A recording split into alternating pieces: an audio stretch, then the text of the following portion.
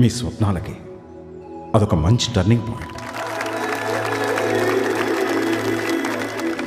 మనలో కొందరు అంటూ ఉంటారు, అంతు అనేది లేకుండా అలా యాత్ర చేస్తూ సాగిపోవాలనుంది అని. కానీ నాకు తెలిసినంతవరకు యాత్రకున్న మనోహరమైన ముగింపునిచ్చేది ఓ రిటర్న్ టికెట్టే కదా. వెనక్కి తిరిగి రావడానికి ఓ ఇల్లు, అద్భుతమైన అనుభవాలు పంచుకోవడానికి ఓ వ్యక్తి లేకపోతే ఈ యాత్రకి అర్థమే లేదు. ఇక నేను చేయలేకపోయిన కార్యం ఒకటి ఉంది.